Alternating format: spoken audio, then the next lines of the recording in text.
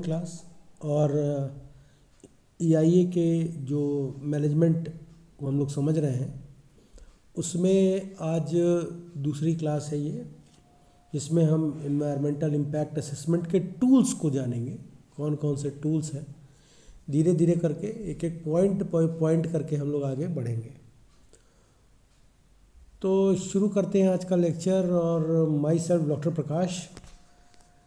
तो जैसा कि मैंने विगत पिछले स्लाइड में बताया था, जो आई बटन में आ जाएगा आपके, management is a control command over all giving possibilities. ये एक डेफिनेशन है जो मैंने दिया मैनेजमेंट को लेकर। इम्पैक्ट असेसमेंट में कई सारी किताबों में कई सारी विविधताएं और विविध तरीके से दिया गया है। तो जो लोकल बुक्स हैं उसकी बात नहीं करें, जो जर्नल्स पढ़िए पब्लिश्ड हैं या कोई जो इंटरनेशनल बुक्स हैं उसको हम जब देखेंगे तो उसके अकॉर्डिंग जो मेथडोलॉजी है वो मैंने यहाँ रखी है। क्योंकि बहुत सारी मेथडोलॉजी मैंने देख रहा हूँ वो क्वाइट कंफ्यूजिंग लोगों को क्रिएट कर रही है। उसमें बच्चे कंफ्यूज हो जा रहे हैं कि हमको कौन सा मैटर रखना है, कौन सा नहीं रखना है। तो कलेक्टिवली मैं यहाँ पे पूरा बना दे रहा हूँ आप लोगों के लिए, तो एकदम उसके ऊपर परेशान मत होंगे आप, और इसको आप अपने नोट्स में शामिल कर लेंगे। तो जैसा कि इंट्रोडक्शन है जिसमें ईआईए सस्टेनेबल डेवलपमेंट को अचीव करने के लिए डिज़ाइन किया गया। मैं फिर कहता हूँ, यहाँ नोट्स लिखा है, you should have to take a screenshot and it's done. तो समझिए इसको। World commission on environmental development 1987 में बताता है कि EIA is a best tool to achieve sustainable development. सतत विकास के लिए इन्वायरमेंटल इम्पैक्ट असेसमेंट अनिवार्य है। एक महत्वपूर्ण सहयोग प्रदान करता है अंडरस्टैंडिंग को, उस सराउंडिंग के समझने में जहाँ पर कोई भी डेवलपमेंटल एक्टिविटीज़ होती है। क्योंकि EIA का जो इन्वेस्टिगेशन होता है वो कैरी आउट होता है आपका हमारे इकोसिस्टम के कैरिंग कैपेसिटी के उस पर डिग्री पर। मतलब कि इकोसिस्टम जो भी है आपका, उसकी कैरिंग कैपेसिटी कितनी है। कैरिंग कैपेसिटी मतलब कि उसकी लिमिट कितनी है, कितना हम उसको एक्सटेंड कर सकते हैं, कितना उसमें हम फ्लेक्सिबिलिटी ला सकते हैं, कितना उसमें हम जो है गुंजाइश है पैरामीटर के जो है अप एंड डाउन की, कितना उसकी जो है एबिलिटी है रिटेन और सस्टेन एंड रीस्टोर करने की। तो इन चीज़ों को लेकर ध्यान में रखकर जो EIA कंसेंट बनाया गया है, तो इस पर खासा पूरी दुनिया ने जो है एम्फेसाइज किया। लास्ट स्लाइड में भी देखिएगा, कुछ इम्पॉर्टेंट चीज़ को मैंने रख रखा है एज एन इंफोटेनमेंट EIA से रिलेटेड। ये स्लाइड मैंने दिखाई थी जिसमें मैंने बताया कि EIA का दो प्रोसेस होता है, पार्टिसिपेंट और स्टेज। EIA प्रोसेस दो तरीके से किया जाता है, पार्टिसिपेंट और स्टेज बेस पर। पार्टिसिपेंट बेस पे जब होता है तो proponent, decision maker, reviewers, legal adviser, consultancy और जनरल पब्लिक का इन्वॉल्वमेंट होता है। स्टेज बेस पर जब होता है तो आइडेंटिफिकेशन, प्रेडिक्शन, इवैल्यूएशन और कम्युनिकेशन होता है। ठीक है, ये चीज़ आप ध्यान रखिएगा। ये एक एक चीज़ों को मैं इलेबरेट करूँगा, परेशान आप एकदम मत हो। और मैं आपको दिखाऊंगा भी कि कैसे EIA की ड्राफ्टिंग और रिपोर्ट को प्रिपेयर किया जाता है। तो अब कुछ जगहों पर EIA प्रोसेस इन इंडिया का एक स्लाइड इस तरह बनकर आता है, जिसमें screening, scoping, baseline data, impact assessment और public hearing, environmental management plan, decision making and monitoring, clearance condition लिख कर आता है। यह प्रोसेस नहीं है, पहले ये जान लीजिए। This is not the process. ये कलेक्टिवली स्टेजेस को एक साथ इनपाउंड कर दिया गया, एक साथ रख दिया गया। जब हम और ये जहाँ भी देखेंगे आप, ये स्टेज बेस पर लिखा होगा, stage base, EIA process on the basis of stages. ऐसा नहीं है, ऐसा है इस तरह जो आप ये देख रहे हैं इस समय करंट स्लाइड, इस तरह है। आइडेंटिफिकेशन, आइडेंटिफिकेशन एक टर्म है। देखिए मैनेजमेंट जो है ना, वो टर्म को समझने से आपके समझ में आएगा। आइडेंटिफिकेशन एक टर्म है। इस आइडेंटिफिकेशन में मैंने बताया भी था, फिर बता दे रहा हूँ, साइट का सिलेक्शन, एम, ऑब्जेक्टिव का निर्धारण, ये सारी चीज़ें यहीं हो जाती हैं।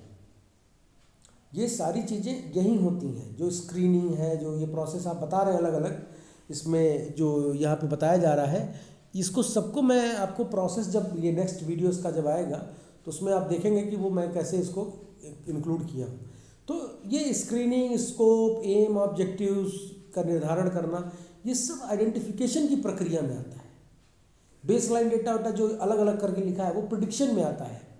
तो मैं जो यहाँ पर टर्म रखा हूँ वो पूरा का पूरा कलेक्टिवली, ये जो टर्म्स यहाँ पर बटे हुए हैं, ये बटे हुए टर्म्स को एक हेडिंग दी गई है। आइडेंटिफिकेशन मतलब स्क्रीनिंग, स्कोप, प्रेडिक्शन में baseline data, impact prediction, evaluation में alternative plans, public hearing, environmental management plan, communication में आपका monitoring, clearance, decision making, monitoring and clearance condition आता है। तो ये रैंडम है। इस तरह की किताबों में मैंने बहुत जगह देखा है, इस तरह लिखा हुआ है, पर it is not the good way. ये मेरे जो भी मैंने EIA अभी तक पढ़ा उसमें ये तरीका कहीं लागू नहीं होता है। इस तरह स्टेजेस को, प्रोसेस को नहीं समझाया जाता है, ये गलत तरीका है। हर चीज़ का चूँकि मैनेजमेंट है ना, तो मैनेजमेंट में हर चीज़ को डिफाइंड वे में समझाना चाहिए। तो उस डिफाइंड वे में जब हम समझाएंगे तो पहला स्टेज बेस पर जो प्रोसेस शुरू होगा वो होगा आइडेंटिफिकेशन।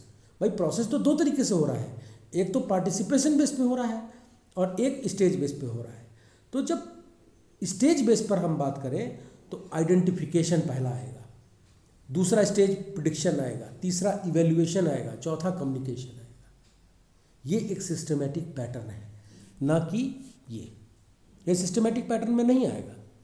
इसको लिखने पर आपको कम नंबर मिलेगा, परंतु अगर यही चीज़ इसके अंतर्गत आप लिखेंगे तो आपको मार्क्स अच्छे मिलेंगे। तो मैं पूरा सिस्टमेटिक कर दूंगा आपके लिए, आप एकदम परेशान मत हो। ये पार्टिसिपेशन बेस और ये स्टेज बेस को लिखित आपको यहाँ पे मिल जाएगा और मैं एक्सप्लेन भी कर दूंगा। तो इस मेथडोलॉजी को मत आउट कीजिएगा अपने नोट्स में। अभी इसमें हम टूल्स पढ़ रहे हैं, EIA के टूल्स पढ़ रहे हैं।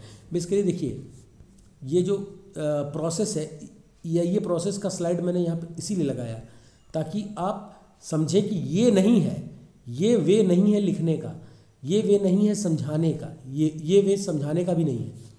ये हर मामले में ना आप इस वे से जो है समझा सकते हैं, ना इसको लिख सकते हैं, ना ही इसको इनपाउंड किया जा सकता है आपके नोट्स में।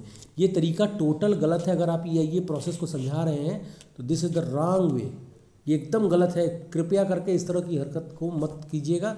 मैं आपको लिख कर बताता हूँ कि इसको कैसे किया जाएगा, ठीक है। तो यही चीज़ को समझाने के लिए मैंने इस स्लाइड को वापस यहाँ पे रखा कि कैसे ये पॉइंट बाय पॉइंट चलता है।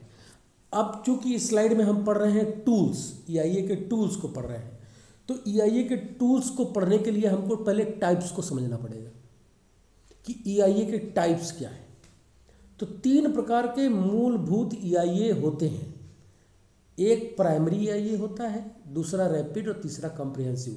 ये 3 क्लासिफिकेशन जो EIA के हैं, इसका क्या आधार है। एक चीज़ आप जानिए, जैसे किसी को हम क्लासीफाई करते हैं ना, वैसे हम कहते हैं कि इकोसिस्टम इज ऑफ 2 टाइप्स। तो किस आधार पर कर रहे हो भाई, कोई बेस होगा ना। तो उसी तरह EIA भी जो है वो 2 टाइप्स, 3 टाइप्स जो हम बता रहे हैं उसका कोई बेस होगा ना।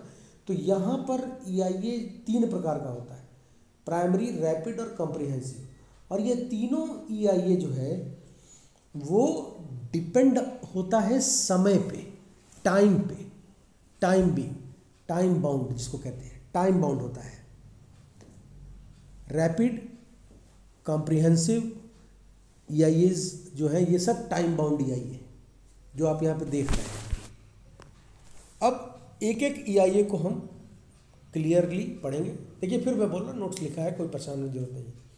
प्राइमरी EIA क्या है? देखिए प्राइमरी, प्रीलिमिनरी EIA जो भी आप कह लें, प्राइमरी या प्रीलिमिनरी। एक चीज़ और, प्राइमरी EIA को ही प्रीलिमिनरी EIA कहते हैं, कंफ्यूज मत होइएगा। तो जो प्रीलिमिनरी EIA है, जो प्रोसेस है, यह EIA प्रोसेस को आप देख रहे होंगे, इसमें लिखा है कि short period of time, hours और दिन, ज़्यादा से ज़्यादा इसको करने में 1 दिन या कुछ घंटे लगते हैं। ठीक है, 1 दिन माने कुछ घंटे से 1 दिन, 1 दिन में 24 घंटा होता है, समझिएगा इसको, 1 दिन में 24 घंटा होता है। अब अगर हम प्राइमरी या प्रीलिमिनरी EIA कर रहे हैं तो हमको जो सर्वे की मेथडोलॉजी है जो हम ऑप्ट करेंगे, उस मेथडोलॉजी को क्या कहते हैं? रेकनेंस सर्वे। रेकनेंस सर्वे एक शब्द है जिसका इस्तेमाल किया जाता है फॉर शॉर्ट ड्यूरेशन मॉनिटरिंग के लिए। जैसे कि कहीं कहीं पर 8 घंटे की सैंपलिंग होती है, कहीं 4 घंटे की होती है, कहीं पे 6 घंटे की होती है, सॉरी। तो जो ये सैम्पलिंग ड्यूरेशन है, अगर 2 घंटे का होगा, हर 2-2 घंटे पे मॉनिटरिंग करें, तब इस सर्वे को हम रेकनेंस सर्वे कहते हैं। और रेकनेंस सर्वे सिर्फ प्राइमरी EIA में होता है, ये जान लीजिएगा। फिर दूसरा होता है rapid EIA।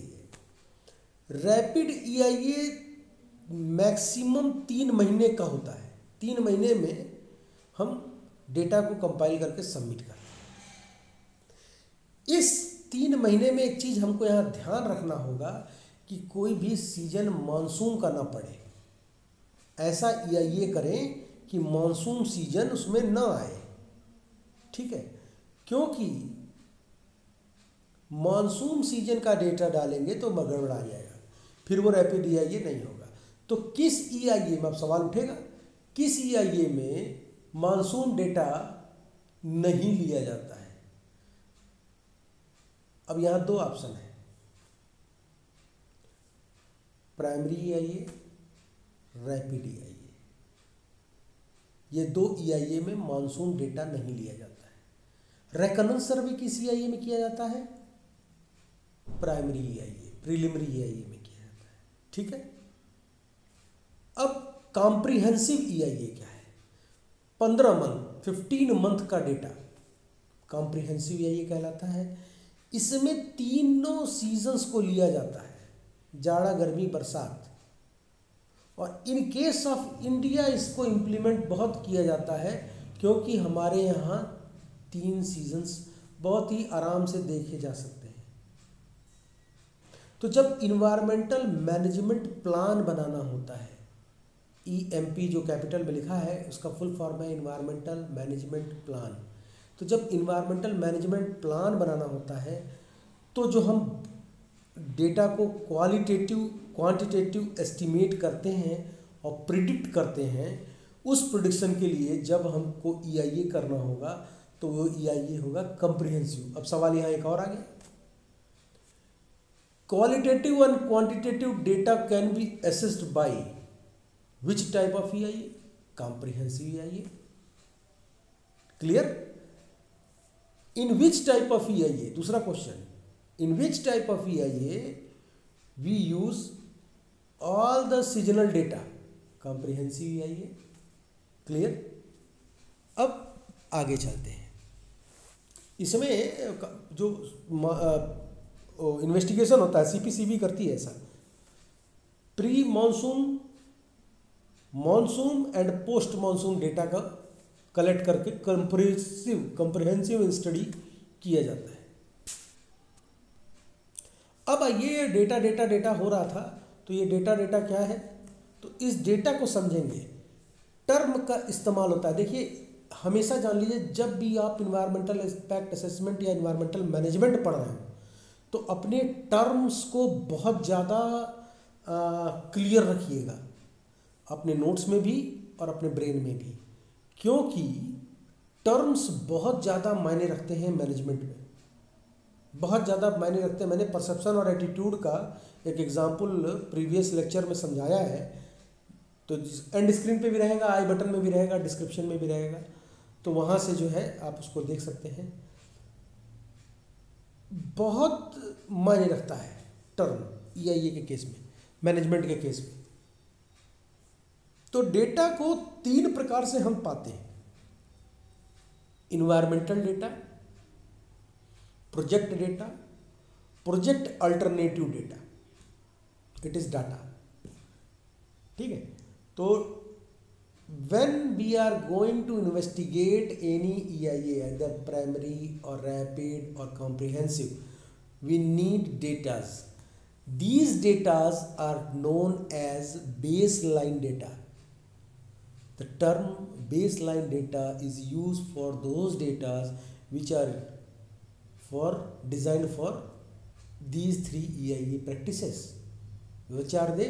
Preliminary, rapid and comprehensive.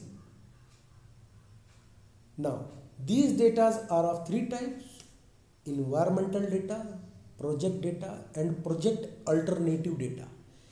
As you are seeing here that environmental data, project data and alternative data, the terminology speaks everything about them. Now next slide, what are environmental data? Environmental data को कैसे हम justify करेंगे? तो कोई भी project area होता है उसका एक डायामीटर होता है। तो ये जान लीजिए 10 किलोमीटर डायामीटर अगर किसी का है और उसका प्रोजेक्ट साइट उसके केंद्र में है, सेंटर में, तो उस प्रोजेक्ट में 2 जोन बनेंगे। एक बनेगा बफर जोन जो कि आपका वो डायामीटर है, आउटसाइड, और एक बनेगा कोर जोन जो प्रोजेक्ट का जो है साइट है, उसको कोर जोन कहते हैं। जैसे आपको मैं यहाँ दिखाऊंगा, मान लीजिए कि एक कोई इलाका है, ये 10 किलोमीटर का डायामीटर, ठीक है, लेट अस सपोज 10 नहीं है, लेट अस सपोज 10 किलोमीटर के दायरे में कोई प्रोजेक्ट होना है। तो ये जो जोन आपको 10 किलोमीटर वाला दिख रहा है बाहरी, ये कहलाएगा आपका बफर जोन, और इसके अंदर जहां प्रोजेक्ट साइट है ये जोन कहलाएगा कोर जोन। अब इन्हीं जगहों से हम डेटा को इन्वेस्टिगेट करेंगे, इन्हीं जगहों से हम डेटा को समझेंगे और इवेल्युएट करेंगे।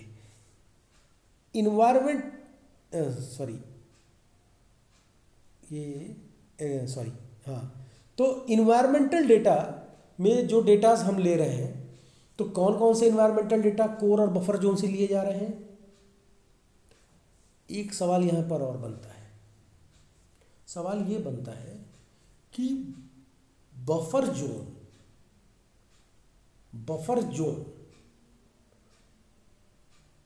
को और किस नाम से जाना जाता है? तो एरिया ऑफ प्रोजेक्ट जहाँ पर प्रोजेक्ट रन कर रहा है उसको हम बफर जोन कहते हैं। बफर जोन का diameter 10 kilometre. Okay, clear. Second, जहाँ पर प्रोजेक्ट का साइट है वो कोर जोन होगा। Site is known as core zone. अब ये जो डेटा प्रेजेंट होगा या जो डेटा हम वहाँ से ले रहे हैं वो 6 एस्पेक्ट में कलेक्ट किया जाता है। पहला एस्पेक्ट है फिजिकल एनवायरनमेंट।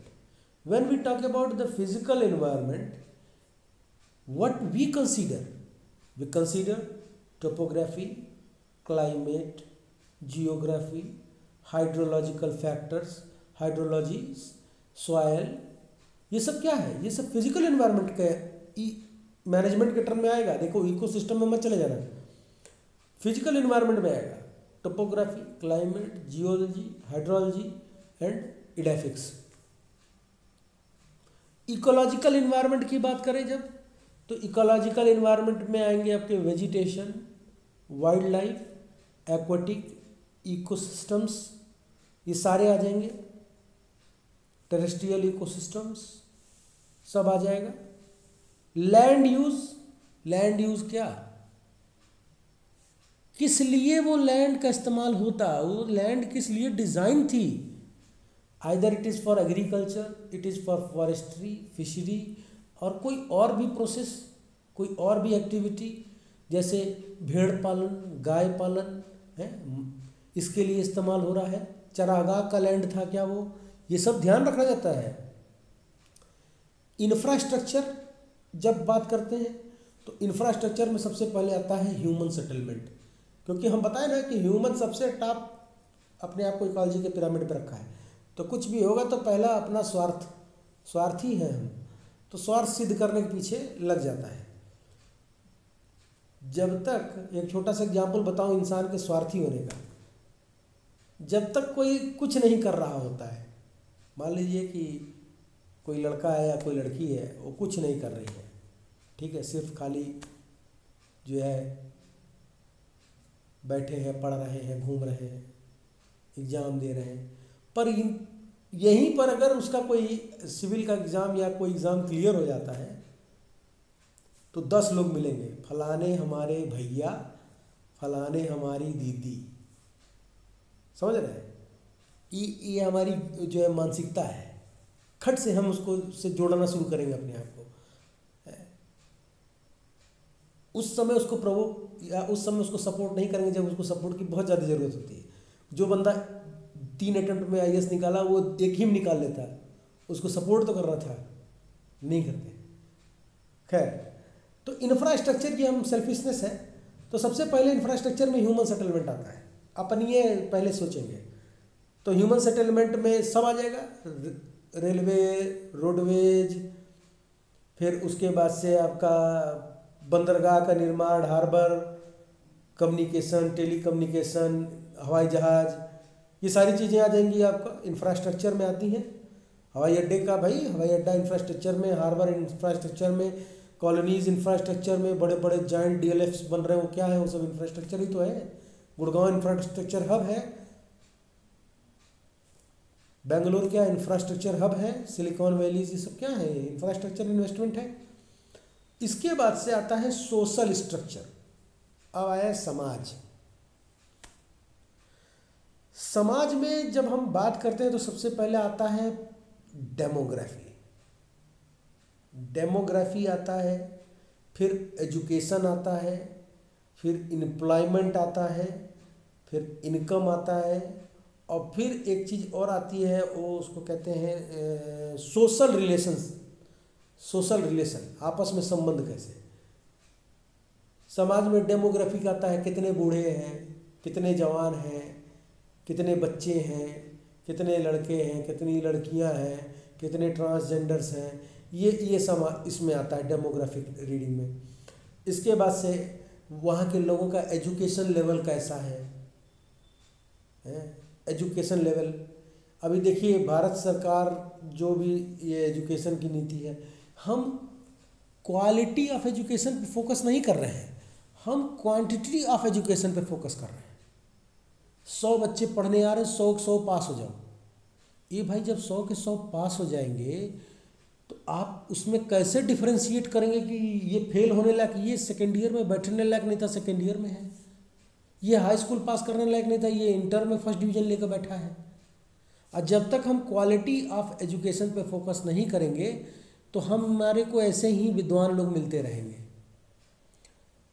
ऐसे ही विद्वान लोग मिले। और सरकार केवल क्वालिटी ऑफ एजुकेशन को हटाकर क्वांटिटी पर फोकस है। हर गवर्नमेंट, कांग्रेस गवर्नमेंट से शुरू हुआ था ये, मैं यहाँ राजनीति करने नहीं आया, पर चूंकि एजुकेशन है तो मैं बता रहा हूँ कि ये शुरुआत से ही चालू है।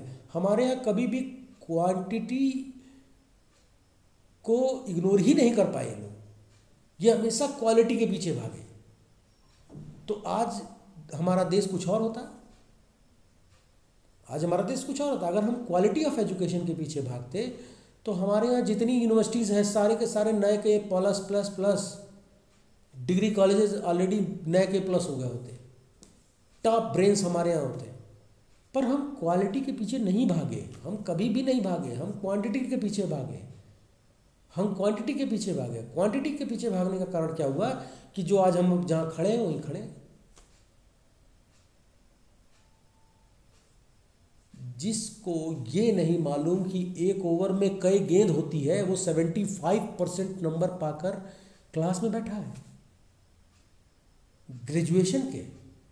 जिसको ये नहीं मालूम कि कितने प्लैनेट्स होते हैं सोलर सिस्टम में,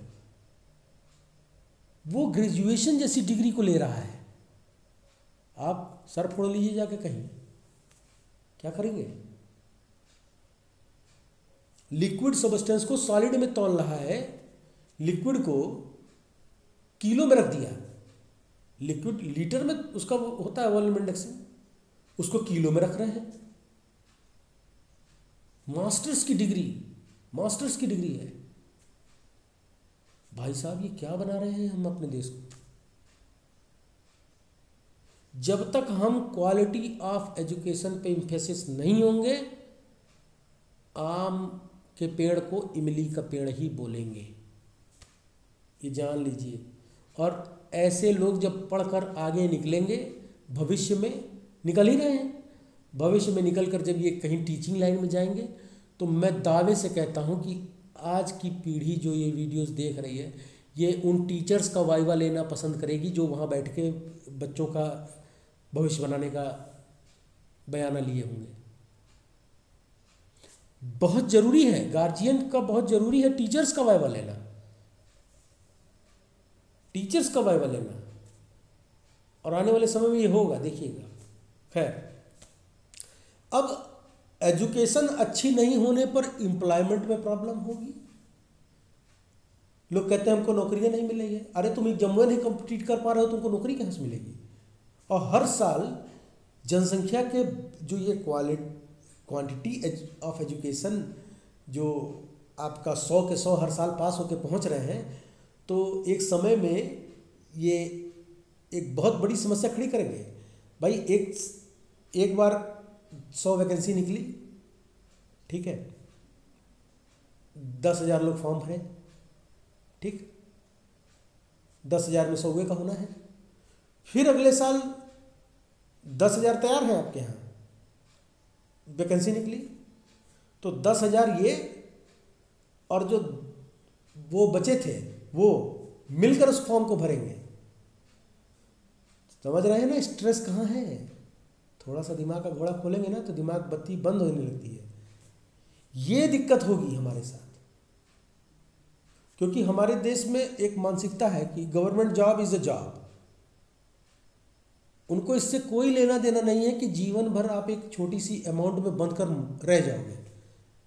उनका ये मानना है कि government job is a job, बाकी कोई जॉब नहीं है।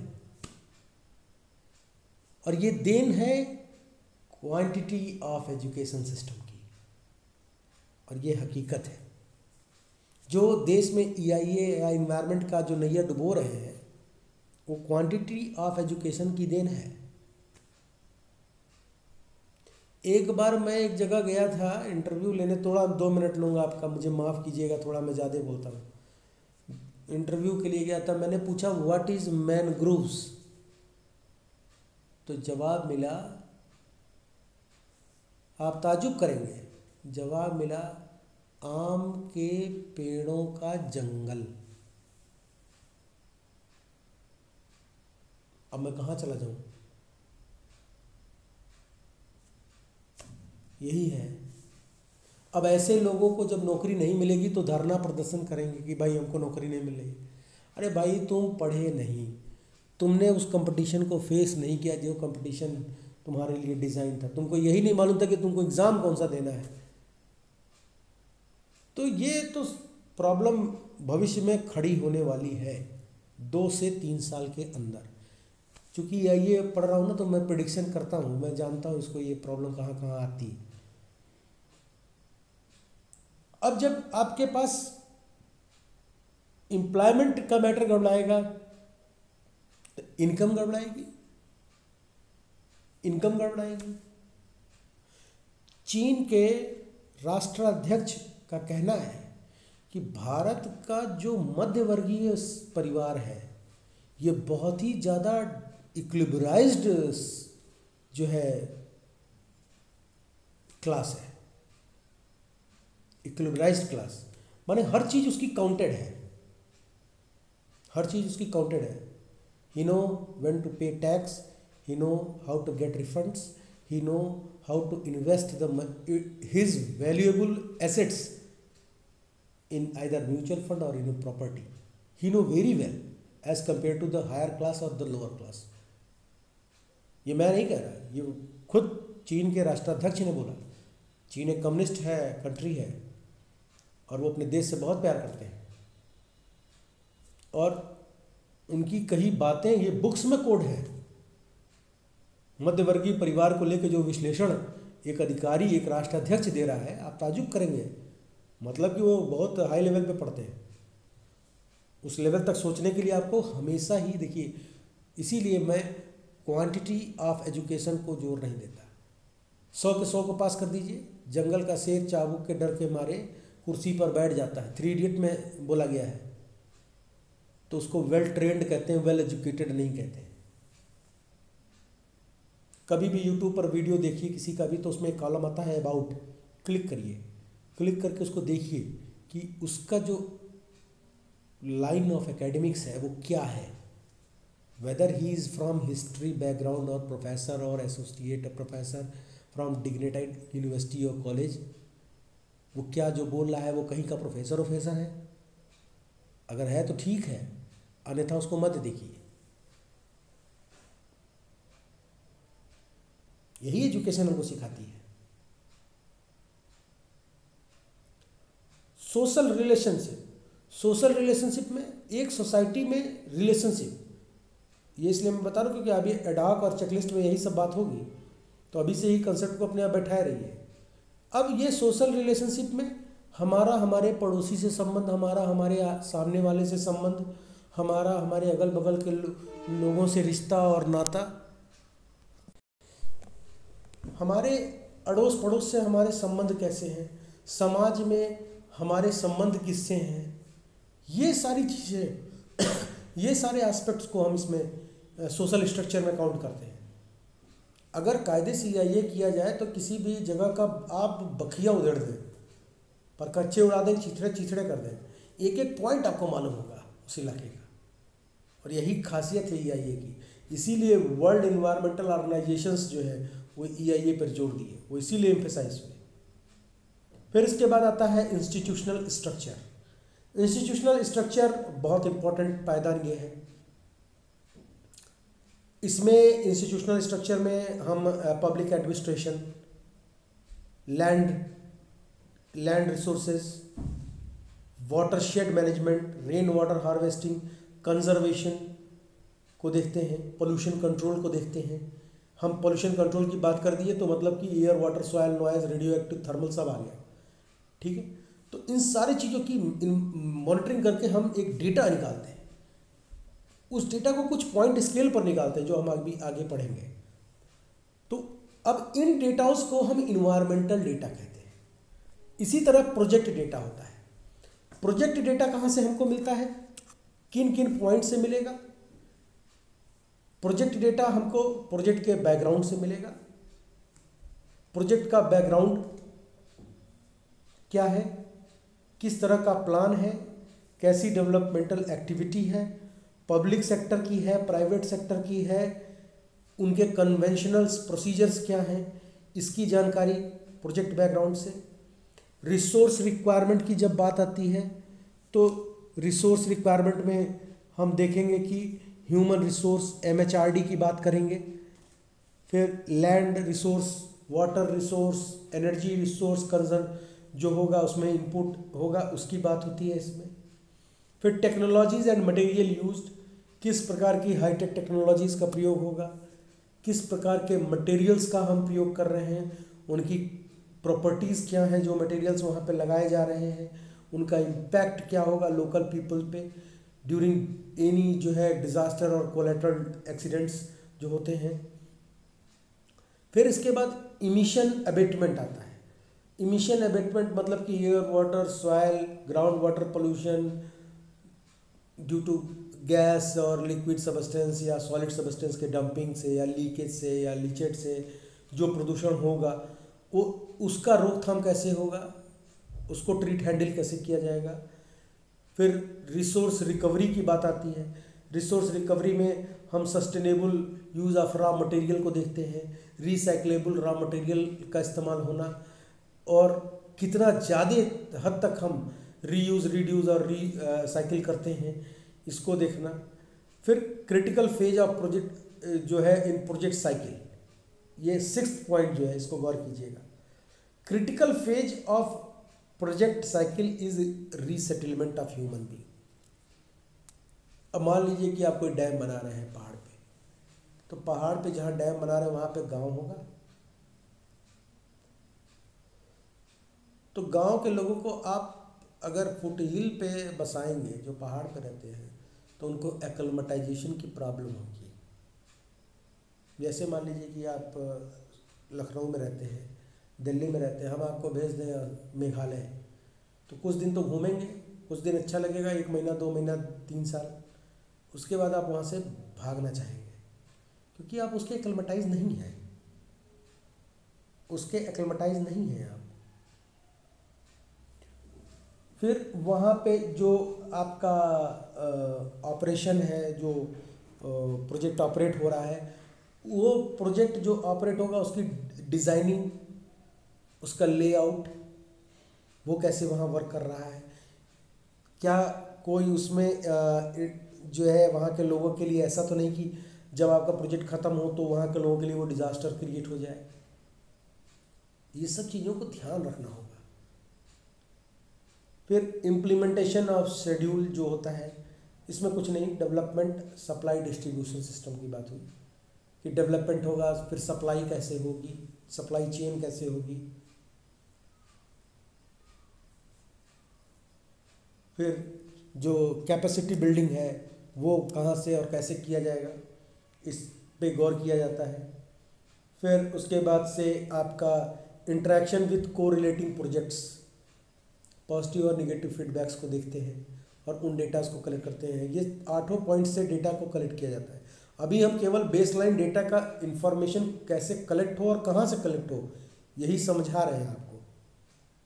फिर इसके बाद से project alternative data, alternative data project जो है वो कहाँ से जनरेट होंगे, कैसे जनरेट होंगे, प्रोजेक्ट अल्टरनेटिव्स क्या रखे जाते हैं, क्या आपके पास कोई अल्टरनेटिव लोकेशन है, क्या अल्टरनेटिव को टेक्नोलॉजी इस्तेमाल कर रहे हैं, क्या अल्टरनेटिव कोई मिटिगेशन प्लान आपके पास है, इसको हम देखना चाहते हैं, हमको देखना चाहिए। फिर हम कंसीडर करते हैं जो है आपका अल्टरनेटिव इन्वायरमेंट को, उसी तरह से रिजेंबल करता हुआ अल्टरनेटिव इन्वायरमेंट। बड़े पैमाने पे देखें तो हम धरती जैसी धरती क्यों खोज रहे हैं, अल्टरनेटिव। और इन सारे डेटास को जो प्रोजेक्ट अल्टरनेटिव है इनको DBMS डेटाबेस मैनेजमेंट सिस्टम के थ्रू अध्ययन किया जाता है और ये अध्ययन किया जाना चाहिए, ये अध्ययन किया जाना चाहिए। हर चीज़ को स्टैटिकली टूल्स के द्वारा बारीकी से मॉनिटर किया जाना चाहिए और EIA में इसको करना अनिवार्य है, EIA में इसको करना अनिवार्य है। और ये तभी होगा जब वही बंदा EIA करेगा। अब देखिए जो NGT का नया नियम है और ministry of environment and forest का अपॉइंटमेंट को लेकर, उसमें ये लिखा हुआ है स्पष्ट कि कोई भी consultancy all over India operate कर रही है तो अगर पानी की भी सैम्पलिंग वो करा रही है तो जो बच्चा सैम्पलिंग करके ला रहा है वो उसकी डिग्री MSc इन्वायरमेंटल साइंस होनी चाहिए। अगर इंडस्ट्री में आपके कोई इन्वायरमेंटलिस्ट नहीं है तो आपकी इंडस्ट्री को NGT फाइन कर सकती है, बहुत आराम से पेनल्टी लगा सकती है।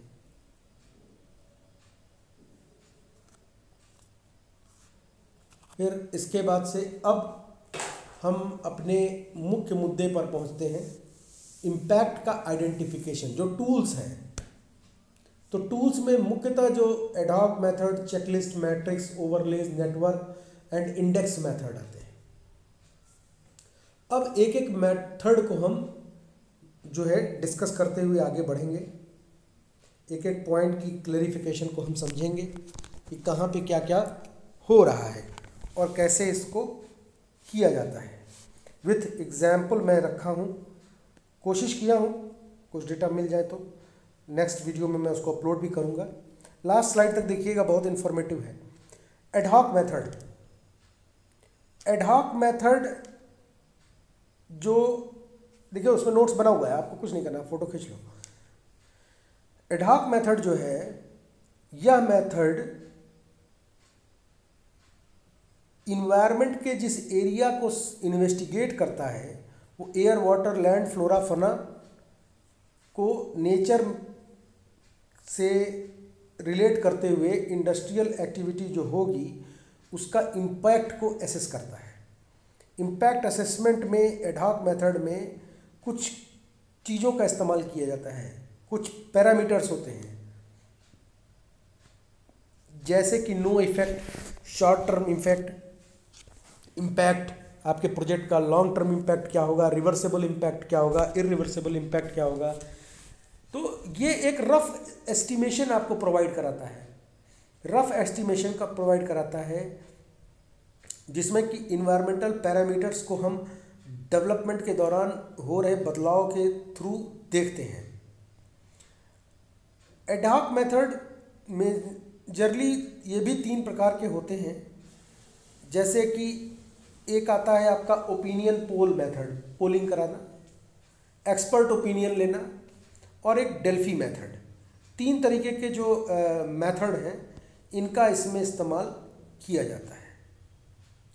इसमें कॉज इफेक्ट रिलेशनशिप और वेइंग टेक्निक इन्वॉल्व नहीं थी, यही इसका एक डीमेरिट भी बना, यही इसका डीमेरिट भी बना। पर डीमेरिट होने के बावजूद भी कहीं कहीं अभी भी इसका प्रयोग करते हैं, कहीं कहीं पे इसका प्रयोग हम करते हैं।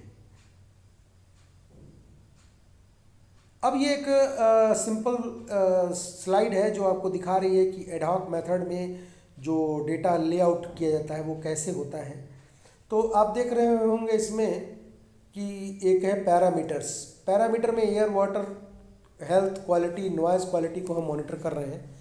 एक सिंपल एग्जांपल है जिसमें हम देख रहे हैं किन किन पैरामीटर्स में नो इफेक्ट, फिर पॉजिटिव इफेक्ट, नेगेटिव इफेक्ट, फिर बेनिफिशियल, फिर एडवर्स, फिर प्रॉब्लमेटिक, फिर short term, long term, reversible and irreversible. अब जो जो इसमें होगा, आप मान लीजिए एयर क्वालिटी नो इफेक्ट है तो क्रॉस किया, ठीक है, पॉजिटिव इफेक्ट है तो टिक किया, जो इम्पैक्ट यहाँ पर आएगा वो टिक और क्रॉस के माध्यम से रिप्रेजेंट होगा। चेकलिस्ट मेथड, चेकलिस्ट मेथड को हम इन्वायरमेंटल क्वालिटी स्केल जो है उसके थ्रू हम इसको देखते हैं। इसको बेटल लैबोरेटरी यूएस ने 1972 में डेवलप किया।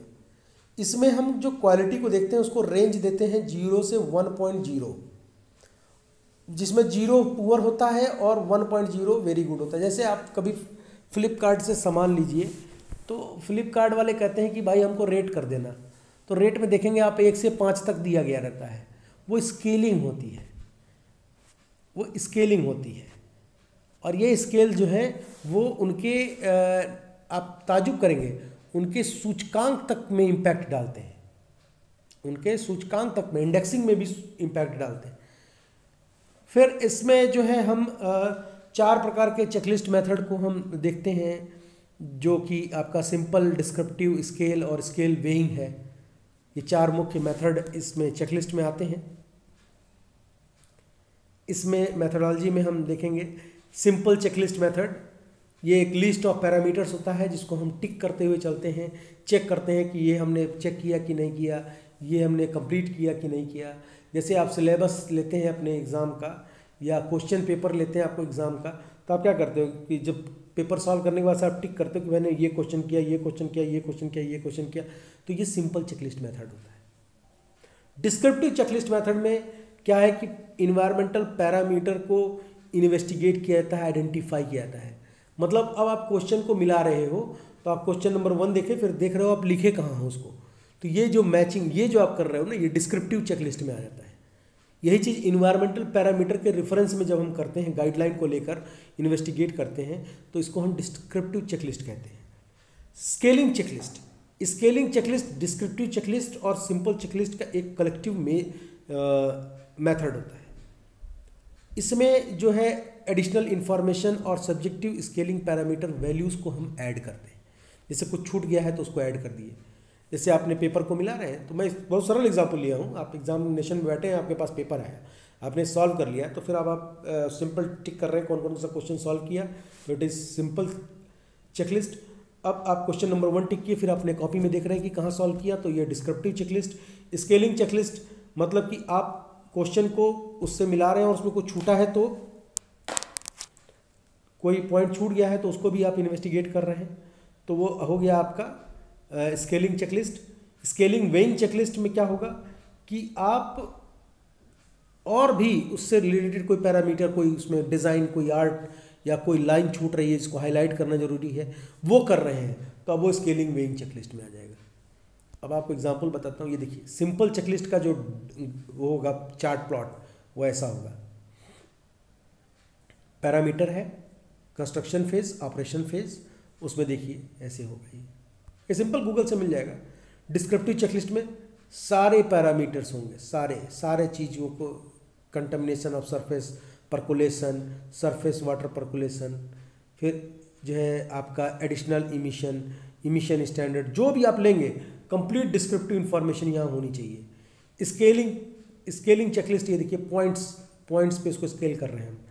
Very important, important, moderate, unimportant, most unimportant.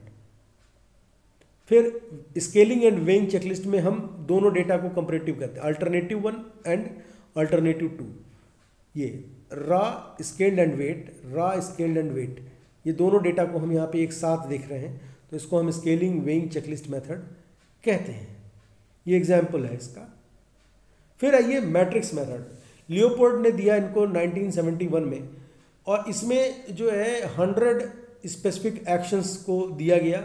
उन 100 स्पेसिफिक एक्शन के लिए 88 पोटेंशियल इम्पैक्ट इन्वायरमेंटल को कैरेक्टराइज किया गया। ये 2 डायमेंशनल चेकलिस्ट मेथड होता है। इसमें एक डायमेंशन जो होता है मैट्रिक्स का, वो सोशल इकोनॉमिकल फैक्टर, ये देखिए यहाँ पर है। The 1 dimension of matrix is list of environmental social economical factor affected by the proposal while other is action associated with the project। पहला तो है कि कौन कौन से पैरामीटर होंगे, फिर उस पर क्या इम्पैक्ट पड़ रहा है, उस इम्पैक्ट का इन्वेस्टिगेशन करेंगे। तो ये जो आपका मैट्रिक्स मेथड है वो इस तरह का टेबुलर फॉर्म में बनकर आता है।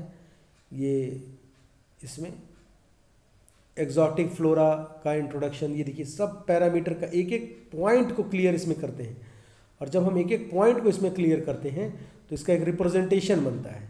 रिप्रेजेंटेशन के लिए देखिए ये इन्वायरमेंटल स्टफ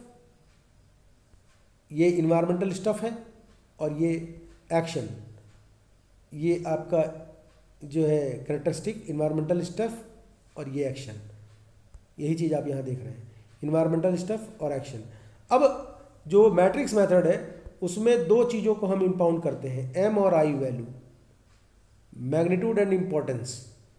अब अगर मान लीजिए कि किसी भी का हम मैट्रिक्स मेथड में इवैल्यूएशन कर रहे हैं, तो इन्वायरमेंटल स्टफ कौन कौन से हमने सेलेक्ट किए, और उस पर एक्शन के पे जब लिया गया तो क्या इम्पैक्ट पड़ा, उसको हम मैग्नीट्यूड और इम्पोर्टेंस वैल्यू पे रखते हैं। हर चीज़ का एक अपना वैल्यू होता है, इसीलिए मैट्रिक्स मेथड जो है वो क्वांटिटेटिव इम्पैक्ट को एसेस करने के लिए सबसे बेहतरीन माना जाता है। इसमें मैग्नीट्यूड भी आता है और एम और आई से इम्पोर्टेंस। पहले स्टेप पे हम क्या कर रहे हैं कि हम मार्क करते हैं diagonal lines for interaction in both cell. देखिए एक डायगोनल लाइन मार्क किया जहाँ पर मैग्नीट्यूड और इम्पोर्टेंस दोनों आ रहे हैं। अगर एक ही आएगा तो एक ही लिखिए, कोई ज़रूरी नहीं कि दोनों लिखेंगे। फिर उसके बाद से दूसरा स्टेप में डिस्क्राइब करेंगे interaction in terms of magnitude and importance. Third step में मैग्नीट्यूड का इंटरेक्शन हम देखेंगे, extensive on scale is given by the value ranges 1 to 10। Magnitude का हम रेंज डिसाइड करेंगे, एक इसको वैल्यू देंगे स्केल टाइप में।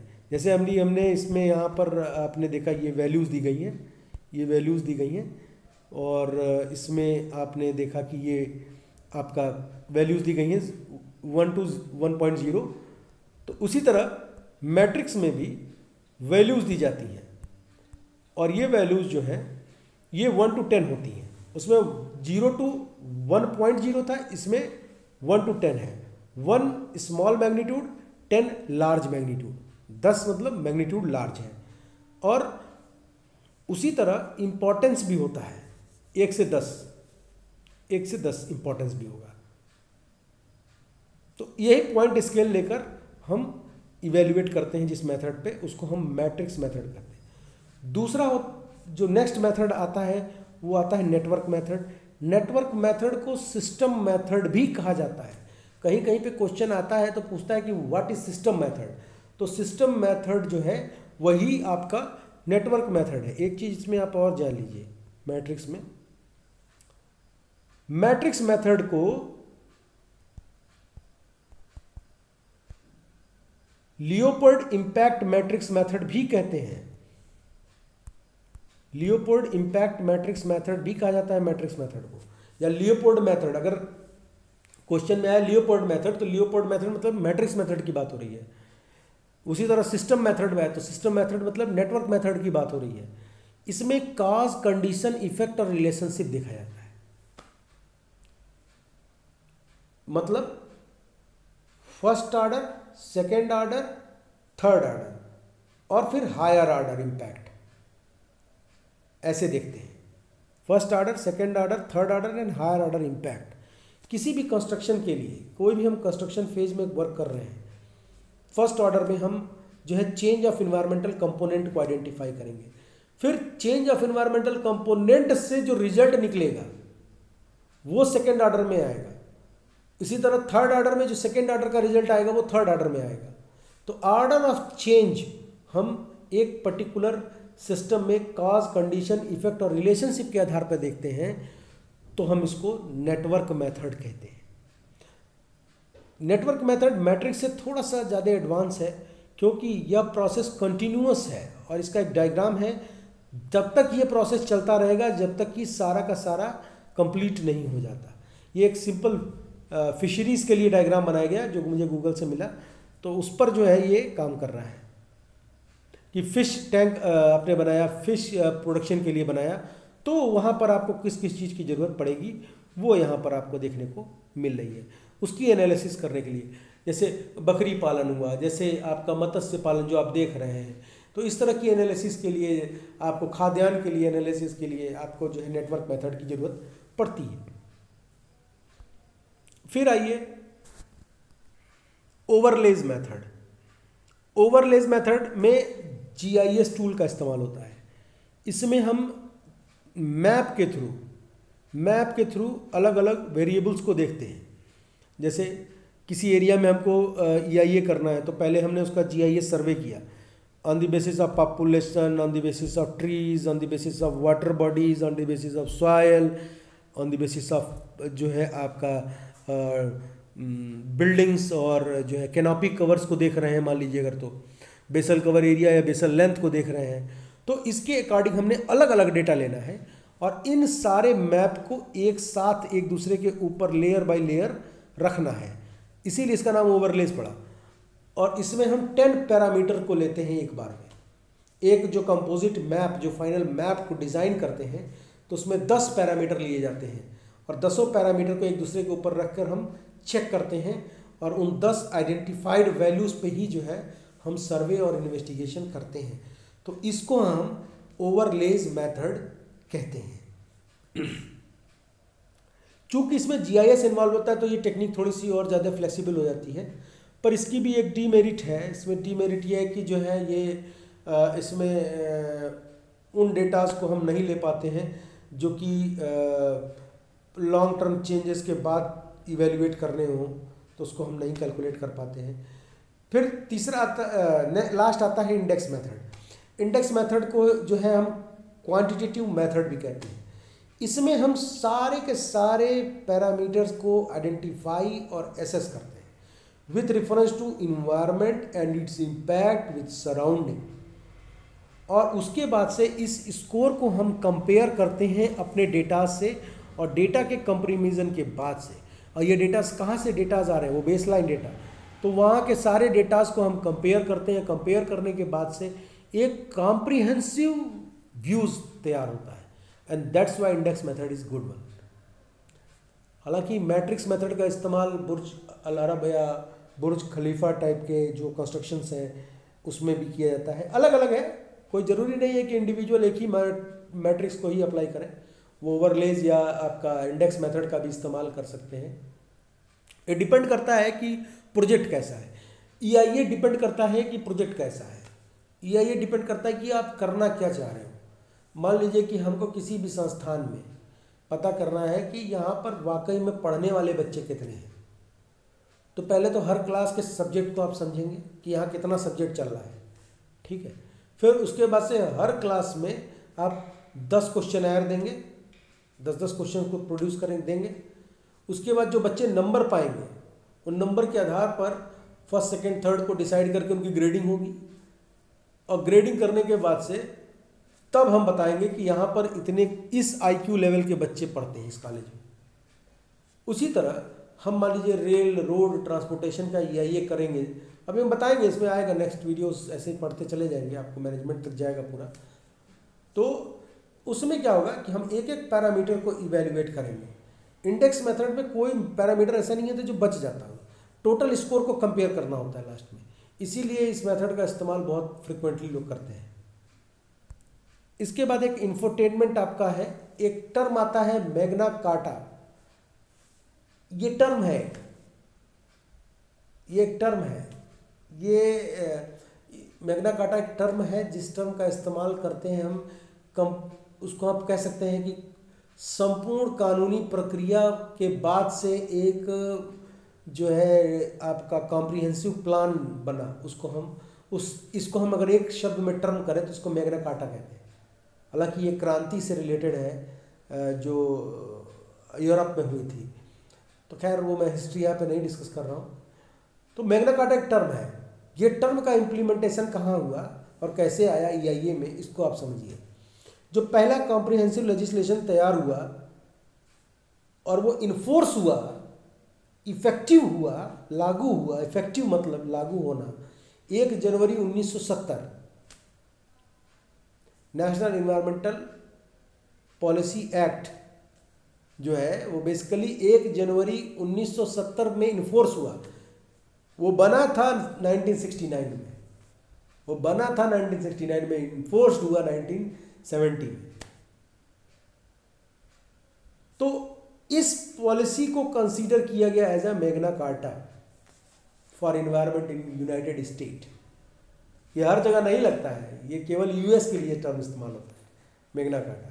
अब आपका हमारे ये क्वेश्चन आता है मैग्ना कार्टा क्या है, तो आप बता सकते हैं कि EIA को करने के लिए पहले नेशनल इन्वायरमेंटल पॉलिसी बना 69 में, यह 69 में बनी पॉलिसी 1 जनवरी 1970 को जो है इफेक्टिव कर दी गई, और इस इफेक्टिव किए गए पॉलिसी को ही हम मैग्ना कार्टा कहते हैं। 1989 में पहली बार वर्ल्ड बैंक ने EIA को सभी मेजर डेवलपमेंटल प्रोजेक्ट के लिए अनिवार्य कर दिया। 1992 में EIA अर्थ समिट में रिकॉग्निशन उसको मिल गई।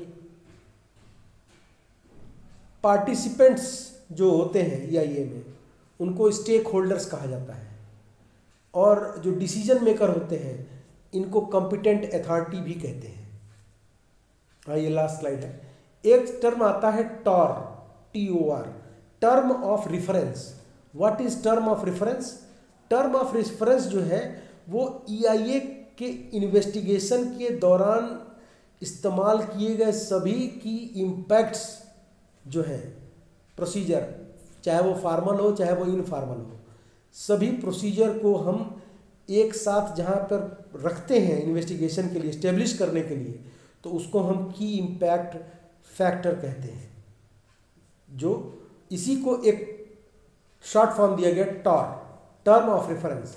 तो क्वेश्चन पूछा जा सकता है कि व्हाट इज TOR और term of reference? Term of reference is a key impact required for further investigation of EIA along with formal and informal informations and datas और डेटास।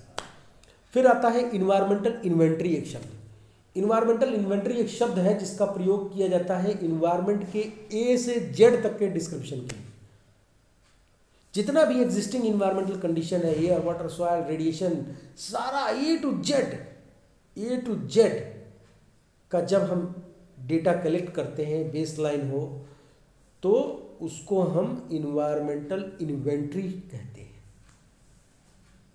ठीक है, होप कि आपको ये समझ में आया होगा, अच्छा लगा होगा। Thank you very much. आप मेरे वीडियोस को देख रहे हैं, लाइक करते हैं, शेयर करते हैं, सब्सक्राइब करते हैं। आई एम हार्टली थैंकफुल, एकदम तहे दिल से शुक्रिया अदा करता हूँ आपका। नेक्स्ट वीडियो जो हम लोग बनाएंगे उसमें स्टेजेस को और ज़्यादा इलेबोरेट करेंगे, क्योंकि देखिए मैनेजमेंट मीन्स कि यू हैव टू स्पोक, आपको बोलना पड़ेगा, आपको कहना पड़ेगा। आज जो है जब मैं इस वीडियो को अपलोड कर रहा हूँ तो टुडे इज़ 23 फरवरी 2021 और सुबेरे से इसको लोड होने तक मैंने 6 क्लासेस ली हैं और ये 7वीं क्लास थी। तो उसको मन लगा के पढ़िएगा। कोई क्वेश्चन होगा तो ज़रूर पूछिएगा, मेरा व्हाट्सएप नंबर दिया हुआ है। Thank you very much, have a nice day, खुश रहिए।